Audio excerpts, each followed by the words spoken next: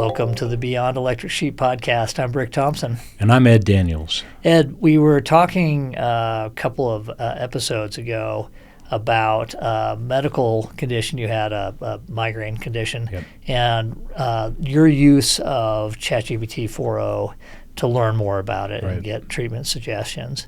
And after that, we started talking about a company that has been talking to you about a possible engagement Right. to help them with their AI and their medical Right. application. That's pretty fascinating. So why don't you tell us about it? Yeah, and I can't talk about a lot of details, but this is a big company, an international company, and they have an AI application that's actually in production that helps clinicians talk to patients during the conversation with the patient. So the clinician is interacting with the AI while the clinician is advising the patient.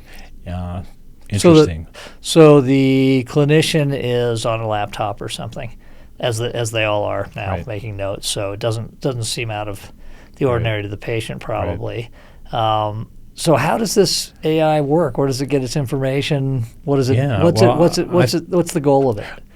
Well, the goal of it is clearly to improve patient care and to help the clinician do a better job of interacting with the patient, which would be a couple of different things. One is to have more accurate information at his or her fingertips, but also, you're under time pressure as a clinician. So if you can get to the right answer faster, there's some advantages to that economically, cost-wise.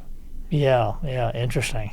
So they're already using this Yep. in the wild. Right. Do you know how it's going? What they're hearing? I don't have good feedback yet on that, but just the fact that it remains in production is a pretty good indicator that there must be some value from doing it. Interesting. So I would imagine there's all sorts of things they need to consider about this around privacy, maybe ethics around digital divide type issues. People that have the money to be at a provider that has this kind of tool, and those that don't. There's probably issues around liability. What if it gives some bad advice that a clinician follows? Who's responsible? If there's harm to the patient, that type of thing. Besides that, what are you guys thinking about? For one thing, this company has a set of principles for these types of applications that relate to that. They include equity, as you were describing, but also privacy and security and the reliability of the data. I mean, that's one really critical thing, and that is, where are you getting this information about this clinical advice? Where's it coming from? It can't just be scraped off the generalized internet. You've got to be getting this information from peer-reviewed journals, research, information that is validated through clinical trials, that sort of thing. So I think that's one of the critical elements of that. And, of course, that's not available to everybody, and that's what makes this a proprietary solution. Yeah, that's interesting. So not only you've got to watch out for hallucinations and the things that LLMs will do that are bad, but you could also be out of date. Right, there could have been an article published in New England Journal of Medicine that actually changed something about common knowledge about something. Right. For one thing, that's an advantage because it's likely that the AI is going to know about that before the clinician does. So that's true, because it's hard to keep up with the journals. Not guaranteed, but a good possibility. So well, and it's not just journals. So usually MDs will keep up with the journals, especially in their specialty, if they have a specialty. But there's hundreds, thousands of studies that could be relevant that you can't keep up with unless it was published in a journal that you happen to read. Right. And the interesting way that this works, as I mentioned, is that the clinician's talking to the patient, but the clinician's being advised by the app during the conversation.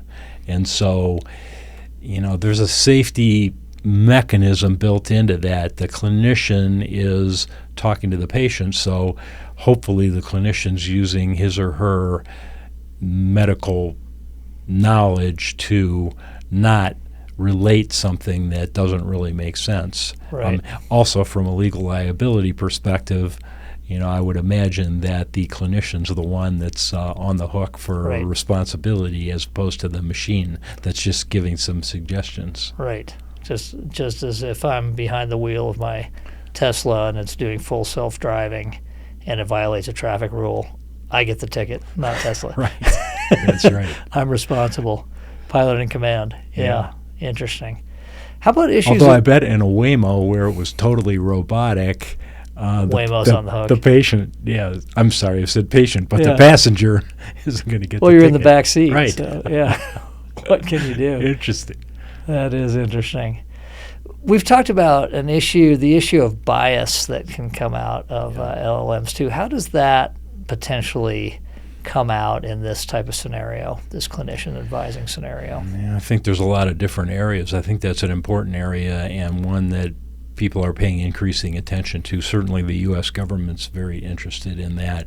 But, for one thing, the data itself and the clinical advice, if you don't have a clinical trial that gets to the complete diversity of possible set of patients, both in terms of age, genetic background, sex, all those things, you could be getting the wrong advice because it was made, all this information was gathered on white males, and you're dealing with, a black female in a younger age group, for example. Yeah. So that's an issue, but also just the communication mechanism, of course. What if the clinician is not a native English speaker and the AI is providing advice expecting that it is a native English speaker? Yeah, interesting. Although one of the great things about these LLMs is they're really good translators. Yes. So it could actually help with that. I think, just thinking really roughly about it, the upsides are huge. To have really recent data and advice being given to the clinician and still having the human in the loop to make a judgment about whether this is good advice and safe for the patient, so on, is fantastic. But it seems like I would want that. I would want my doctor or PA or whoever using that, frankly, and then using their judgment. But I'd like to be part of the conversation too. What's the LLM saying? Yeah, definitely. My doctors that I go to, I always sort of joke that there's three people Google in the conversation. Right. It's my doctor and me, and then in this case the clinical medical record system right there that's got the information, and I like to be in on that, like you said. Yeah, interesting. That's fascinating. I have a feeling, people are talking about how AI is going to improve health span and healthcare by coming up with novel therapies and so on, which is great. Look forward to those when I need them. But this is a different one. This is very much the co-pilot for the clinician that allows them to give much better care. I love it. And can you imagine the next step? It's one thing to be keying in a medical condition or a question, but we also in previous episodes have talked about just passive monitoring of the conversation and transcription and adding those notes to a meeting, or in this case a medical record. What if you combined that with the medical knowledge and then in real time provided That's that? So true. I just recently saw a demo of a tool for a sales team that we were evaluating for our company that records all of your conversations with sales prospects or customers, and then does transcription on it, and then gives you a summary. And in fact, some of these systems will actually plug data points into your CRM, so you might know who the key contacts are, who the decision makers are, what the budget is, what their timeline is, what their main objections are. Those types of things just plugged right in. And I've got to imagine that same thing would happen with medical records. Would make sense. It already is. Yeah. We're seeing that doctors actually and PAs and all clinicians are putting data into the laptop and it's going into your record as opposed to onto a piece of paper. But how nice would it be if that just happened? Right. If nothing else, you skip that distraction, the fact that you're looking at the keyboard or looking at the screen as opposed to the patient, if you're just passively collecting that information and not only transcribing it, but also using some, that trigger information to provide push types of information suggestions. That's a good point.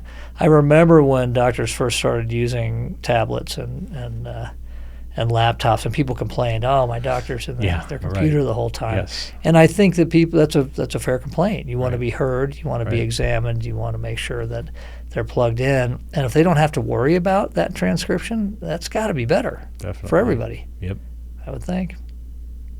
Yeah, interesting. All right. Well, thanks for sharing that. Yeah.